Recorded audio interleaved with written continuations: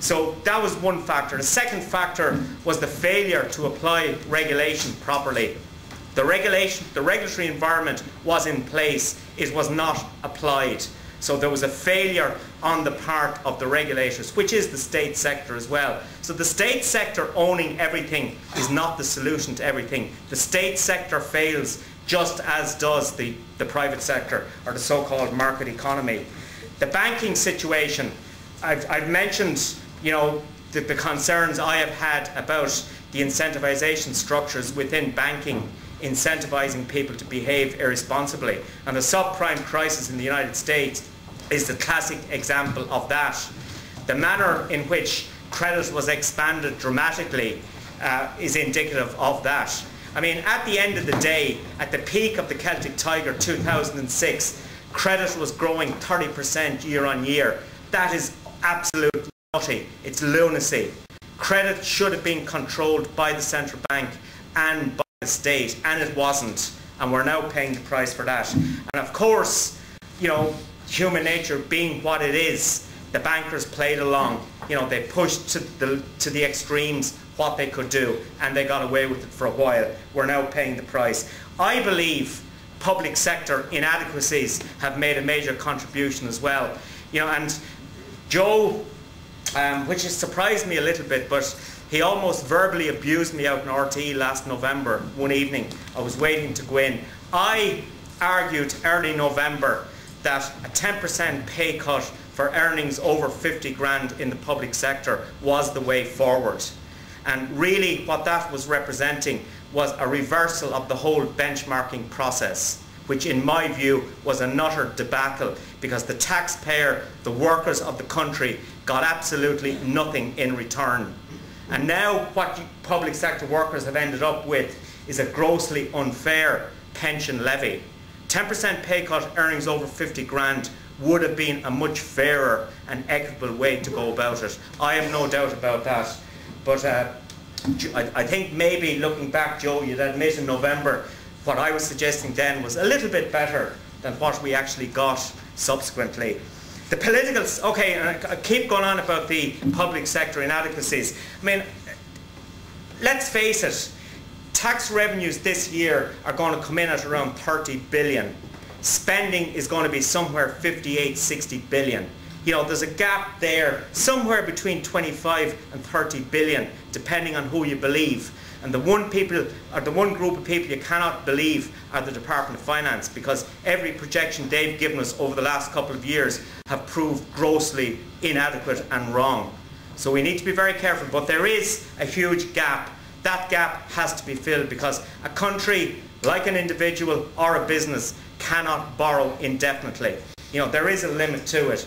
So how do we fill it? Well, when I speak about cutting public spending, I outlined what I believe should happen on the public sector pay side. I was not advocating pay cuts for low-paid workers in the public sector, no more than in the private sector. But what I do believe, we spend, for example, 8 billion euro in this country running the quangos. That is according to statistics from Martin Manser. 8 billion euro. And we saw where a couple of billion of that budget went to enforce, for example. There have been huge failures in the public sector to deliver for the taxpayer the money that the taxpayer spent on trying to improve public services. So the state owning everything, in my view, is just not a solution, unless the state starts to behave properly and starts to manage itself properly. I think the political system has failed us, because it was the political system that delivered and facilitated the mess that we're in today. There is no doubt about that. It's interesting, and you mightn't believe it, but I am delighted to be here tonight addressing this party, because with the exception of Sinn Féin, the only other political party I have never been asked to speak for or in front of is Fianna Fáil. You know, so I lay my cards firmly on the ground there. But the political system, you know, has failed us. You know, you look at semi-state boards, for example. Fianna Fáil has been in power since 1997 at this stage, but effectively it's been in power forever. It has filled up every state agency with its own people. So I just think that having a party in power for too long has diluted democracy. And you will notice in my CV, Joe, that I am not and never will be a member of a state board. Okay, I lay my cards very firmly on the ground in that regard. So I think the political system has facilitated where we are today and the crisis we're dealing with. And as part of that, excuse me, I just spent 2 hours lecturing in UCD and my voice isn't good. But as part of that, the whole social partnership approach. I argued back in 1998 in the Dublin Economic Workshop in Kenmare, maybe it was 99, that social partnership should be given a Christian burial, that it had passed its sell-by date. I was called up to Brian Goggins' office on the 4th floor in Baggot Street the following Monday morning to have my wrist slapped, telling me that social partnership was very good for the banks.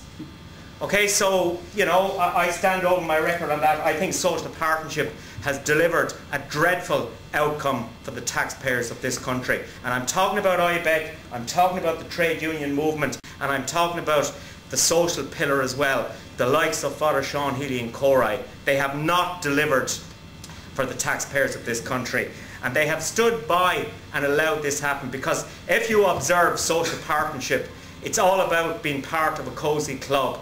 And they love being part of that club. If you see them when they're being interviewed going in to the latest crucial pay talks, you always get this view that we're very smug, we enjoy being part of this, we are not going to rock the boat, we're not going to bring this social partnership to an end.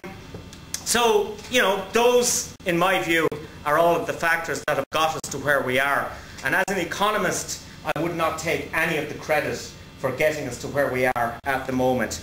The bigger issue, I suppose, is we know where we are. It is a desperate crisis. You are talking about 500,000 people on the live register by the end of this year.